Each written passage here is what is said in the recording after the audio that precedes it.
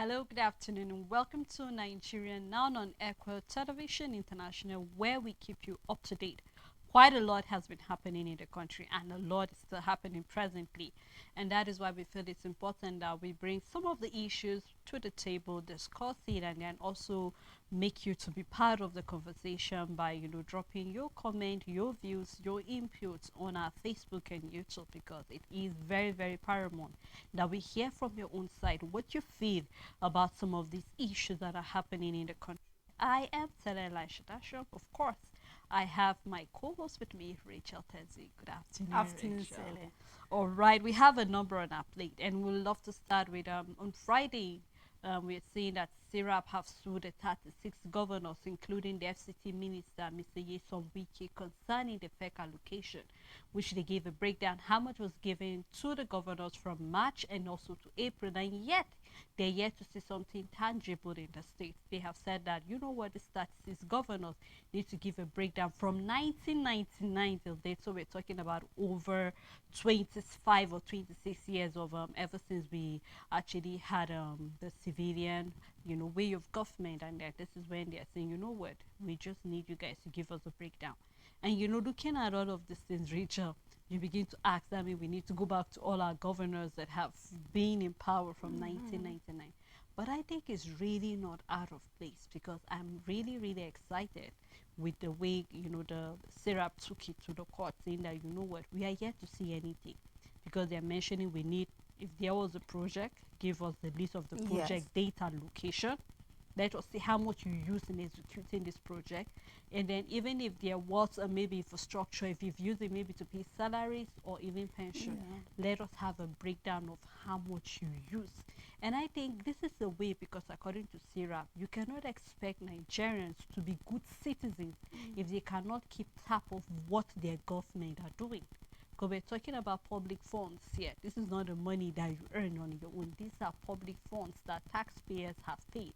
Therefore, we need you to give us a breakdown on all of these things. I mean, we've seen states that governors have been in power, and then you cannot really keep tab of what project actually take place there. We are having schools dilapidated buildings, we are having bad roads everywhere, we are having even power lacking in some of our states and even local government areas.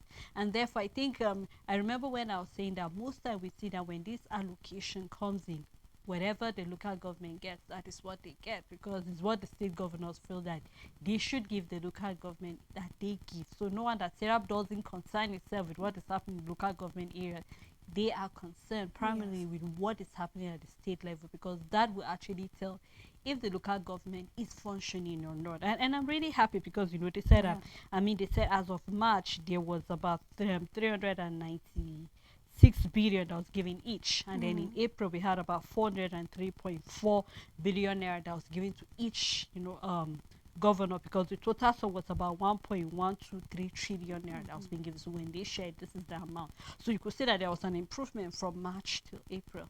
But yet, is there any? Yeah, we can say there are some states. I can actually say that there are certain states that we've seen that. I mean, I think it was last week or so where we saw a number of some of the governors that have been given award because they can see certain improvement in their various states. But then, I mean, out of 36, including the FCT, how many can we say really use these allocations, and that the people, the indigents in their various states, can testify and say, yes, we can see something happening in our states. Sele, very few can we say have used these allocations to do something significant. And that was why we had President Buhari, before he left office, beginning to caution state governors concerning building of flyovers and all of that. And even at places that didn't need it, we saw them building it. Now, nobody is saying access to good road is bad, but there's a point in time you get where we begin to shift our attention. We had a governor on Plateau State, for example, that took road projects seriously, and then Plateau State changed. When another governor should come in, focus on the new infrastructural development that your states need. Now begin to focus on other projects that your state needs. Let, when it comes to road, for example, let it not be the major. And sadly, on a state like Plateau, for us to some extent, the next major project we had was not as felt because it no longer was the thing that the people needed. And I believe that this is where we can't just help but give Sarah thumbs up concerning some of the things they keep bringing to light. That over the years, these other allocations that states get is in billions of naira. What can we show that for sure this money was being used for? In the morning, we started talking about how every state makes budget. It's being passed and it's being approved. What have you generated internally? And what is coming to you externally from the allocation committee? And what have you put it in? And then how much deficit do we have? Because for quite a while now, we only have administrations come and go, and we had a certain backlogs of salaries. And then the question is, what was the allocations used for? Because every state keeps getting allocation. What was your revenue generation like during the past years and the months in the state? And whether we like it or not, because I know everybody's focus is always on the bigger picture that is the federal government. In this context, they are the ones everybody's eyes in on, because we see them submitting budgets of trillions of naira, and then you can't just help but ask, what's up? How far? Because these monies are regional, looking at our deficits and all of that. But what people don't understand that is the same that is happening at the state government level. And just as you said, Sarah cannot start asking local government much questions, because we know we've talked about this over and over, and then how it goes into their pocket and it doesn't go directly to the local government. Let Sarah push for this, Sele, because it's important. It is very, very important, looking at how much states have been getting. I can use an example, for example, Sele, and that is why we have to, there are certain things that we can't stop talking about it. Even if it is news every single day, we must talk about it because it's important. Now, there is a primary health care in my area, and they have been operating on very good standard. It's a primary health care. It's small, and they do child delivery. And recently you could see that they've upgraded their facility. They are building a little bit of more structures beside and all of that. And the question is, this is owned by the government, and we know that primary health care is local government. Very true. So it means there's the government body in charge of this primary health care have been doing their job, and it keeps improving. People get admitted there, and you get good treatment. Women give birth there and all of that up to today, and they keep improving and improving their standard. What does that mean? That growth can happen at any level. It means that there's certain type of emergency like childbirth that can be addressed there before you are being moved to any bigger place in case of anything. And this is what we keep talking about. So there is need for transparency, because there's so much that can happen in a state that we won't even, if you find yourself in a state that things are moving well, you won't even care what the federal government did, because the government that directly affects you, things are going on well. From time to time, you will look up and say, okay, what is the federal government doing? But that will be by the way, because every day you are where things are moving. So yes, Serap is on the right track.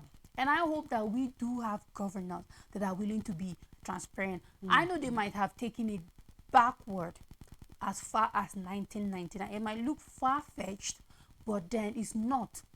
There is need for that kind of transparency, because certain states have been seeing so much money selling and they have nothing to show for it.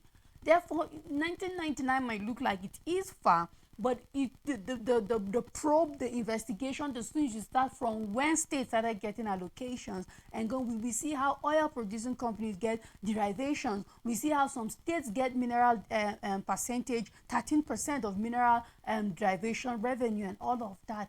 And what do they have to show for? It means apart from the normal revenue you get this extra percentage because of the other edge you have, either be it your mineral production or your oil. And these same states are struggling like any other state that don't have much to show for. So yes, let's Sarah keep going, and we should know that we can demand much from our state government, because if they are willing to do the work, even at the grassroots, me using that primary healthcare as an example, you'll be able to see something significant that you will know that something is happening where you are. You're very true, Rachel. And another thing they added that I love is the fact that they say not only do we need them to give us a breakdown, but as well they should invite EFCC, ICPC to also check. So if there is any trace of corruption whatsoever, you have to answer for it. And I hope that the court will be able to take it that far, because we've seen even when Syrup have been asking former governors to give accounts.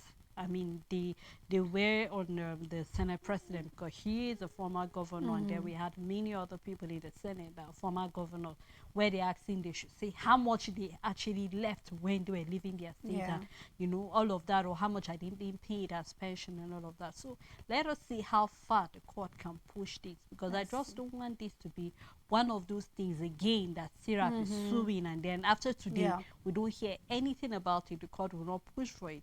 This is where we need accountability, transparency in every level. Only we want to see growth taking place in every level in our country. So let us see what the court will do concerning this presentation of the court that Syrup brought. Now, the issue of security is something that we have dragged on this show. It's something that we can never stop talking about it, because security is everybody's business. Now we're seeing that recently, again, we're seeing that our army were able to rescue about over 386 victims, hostages from the Sambisa forest. And we know that that has been one of those camps of the terrorists for a very, very long time. Now, according to the army, some of these hostages have been there for as long as 10 years. And most of the people that were there, I mean, we had certain pictures that were on some of the papers this morning. Some of them as mostly men, or basically they were even women and children. We saw just very few old men there. And then you could really tell that these people have really gone through a lot. We could see very little kids. So you could imagine, if we're talking about 10 years, that means there are some of these kids that were being given birth there. And I really have to applaud our army, because we know that sometimes they don't have all the ammunition that is needed, but they try to give their best humanly possible to be there, because we know there's this slogan that said it's better for you as an army to be alive, because if you're dead, even a live dog is even better than you are. So these people try their best. We've seen that we've lost good bodied men to the issue of these insurgents, and then we're seeing just recently today, Rachel, I mean, you know, the issue of the Mahmoud that we've been going back and forth, and we've seen that the court has even denied him, because you remember he made an appeal that he should be sent to Kuje prison. We're saying the court has rejected that because of the issues of prison break that we're having. So right now the court is afraid that if we send him over to the prison, there might be another prison break. And this is just an added information to what is happening. But then, in as much as I would love to celebrate this, Rachel, I cannot really do that. Why? Because I know is that we still have pockets of attack taking place. I mean, in the morning we saw something happening in Kaduna. So people were being there. We saw people asking if we could have another barracks in Benue because of the issue of attack.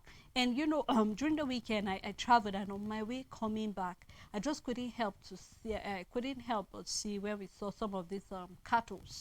And we know that it's a planting season, Rachel. So I could just imagine some of these crops would definitely be destroyed. And this is the little things that can start. And before I realize it, we hear that there is a clash, or there is a misunderstanding between herders and farmers. Now, I'm bringing all of this because I would love to celebrate these people, but how about these little things that are still happening? What is the government doing to put a total, like, let's just have an eradication if it is possible? Because I know it's possible. I mean, last week we saw the issue of one of those Nigerians, the terrorists that have been out there causing chaos and all of that. What is the government doing? Because we always say the government, because that is your number one responsibility. If you cannot protect life and property, every other thing you're doing is just by the way. So I'm just concerned, because I would love to celebrate the army. I mean, they are doing their best. Let's not even talk about some of them. Their welfare is not even well taken care of. But then what would the government do to help to actually complement the effort that these security men are doing? Their life is always as they trying to do their best. But we're seeing that So somehow you just can't help but feel that it seems as if their effort is not being complimented enough, because if it was complimented, if we have the right things being done, I mean, we'll not have this number of people still there. We're still talking about even the triple girls. Some of them are not bad. Yeah. How about Leah Sharibu? We don't even know the whereabouts of this lady, whether dead or alive, how many children is she having right now, and all of that. So there are still more that I believe, because like Oliver Twist, we keep asking for more until we are satisfied with the effort that the government will put to make sure that, you know what, we are done with this issue of Yeah. terrorists. I mean, under normal circumstances, this number is worth celebrating. 389, 86 rather, is worth celebrating. But just as you keep saying it, I think our military just find themselves in a position where you take one step forward and 10 steps back. And why it's like that is like, despite recording this amount of success, because if you calculate, okay, how many Chibok girls, how many Dapchi girls, left, right, center, you will know that this number is worth celebrating. True. If this is how many people they're able to, release from captivity and all of that. But why it's also going back into our stomach, the joy, is because today these people are released, tomorrow another people are being kidnapped. So despite this number, we still have more there. We still have unaccounted for Dapchi girls, which, just as you said, we still have Chibok girls out there. So automatically, this gives us mixed feelings, because there are still hundreds of people in captivity despite having these hundreds out there. So it's like the one step forward, 10 steps backward, and it's just back and forth, left, right, center. And there's no, we can't, it is a good amount of success, but at the same time, it's not significant enough to take away the pains of those who are out there. Perhaps when we get to the point where we know how Leah is doing, when we get to the point where every other girl, the parents could be able to say, okay, 50 more are still in captivity. This is their face, this is their number. Just even parents knowing that their children are alive, life gives you that relief that maybe one day you can unite with them. But people are out there living not knowing whether their loved ones are alive, they are dead, what has become of them, nothing. That is more painful, that's more traumatic in a lot of ways than actually knowing what, if the person is there, you can heal and move. But you're in a position where you don't know whether to heal, you don't know whether to move, you don't know what it is that you are to feel, you're just there. But that is also from the human angle. And then what about security wise here? We still have people that are being kidnapped and killed every single day. For this, I know the military will give us reports so that Nigerians will know they are not sleeping. True. And for one day, we've never thought you are sleeping. I don't sit down in my room and think you're not doing your job. I just think that we need to do more. It cuts across every other thing in the country. I think that you are working, but there's so much that needs to be done and is not being done. And that is the problem, because 10 years and counting, we should no longer be seeing abductions. We should no longer be seeing kidnapping. We should be able to see that certain things no longer exist. But if they are still there, then it means you need to keep working. That we can't just clap for you without asking for more. We can clap and not ask for more if it has stopped, if there is serenity within and around us. But if there isn't, then we have to ask more from you. And then you have to deliver, because you have signed up for it. And then you just have to deliver for Nigerians. I'm just looking forward to where we give our 100% as a country, most especially when it comes to security, because it is the farming season. And look at what Benue communities are asking for, that they need a headquarters there, a barrack or something for military. But I mean, Kaduna have it, and yet we see what Southern Kaduna is going through. So the question is having a barrack situated, or security headquarters of Yeah, an some sort outfit there. We need to outfit stop there. it. Is Yeah. it what's stopping the problem? Because if it is, then Kaduna should be one of the Should most be the peaceful safest state in and the the country. safest state in the country, Mm. but it's not. So it means that there's more to what is happening. I know Mm. there's politics in play. Very I know true. there's somebody out there making wealth. I know there's greed. I know there's all of that. So let's just hope that the work will be done and we can wake up, Sele. Absolutely, we can wake up to a Nigeria where nobody is being kidnapped, that the military, our army will not make 10 steps forward and then any step backward. And when we move 10 steps, it's 10 steps. When we move 20 steps, we are taking huge and large strides ahead, and then nothing can take us backward. Just like we said, we're not here to say that our military are not doing. Of God course knows they I'm are. one of those people that is rooting. I root for them every day. I mean, each time you pass them on checkpoint, you just can't help but celebrate their efforts. I mean, Yes, some of of them you course. could see even the uniform is beginning to fade, but despite that, they put a smile doing their They job. do. Despite the rain, despite the sun, they are trying their best, and that's why I'm not really putting the blame on the military, but rather I'm putting the blame on our leaders that are not helping to complement their efforts. Yes. Rachel, imagine if only when this thing started earlier, and then we had our politicians, our leaders taking the lead and say, Yeah. you know what, let us stop this where it is. Would it have gotten to We this won't. point? But I mean, we're seeing that we have to keep sacrificing. I just can't help but go back to the Okwama community issue where we lost our soldiers because certain people feel they're influential, and then we are putting our armies on arms stake just because of certain selfish and political things, just like you said. So we'll keep celebrating our military men. I mean, we saw our Air Force celebrating 60 years, so we're really celebrating, and we are hoping that in the more years as they add, we see more progress, we see more success, and we'll see them, being able to, rescue more people from the dens of the captives. I mean, it's our joy and our, It is. So I really just hope that those people that have been brought back, they'll be able to get their lives back, their homes and their livelihood and every other thing that they need to concentrate on. So we'll just keep our fingers crossed and then see how things will turn out to be. Well, thank you, Rachel, for doing this. You're with welcome, me. Sele. Also, thank you to our viewers and also our supporters for keeping this moment with us on Nigeria. Now we look forward again to seeing you tomorrow. Do have a great day ahead.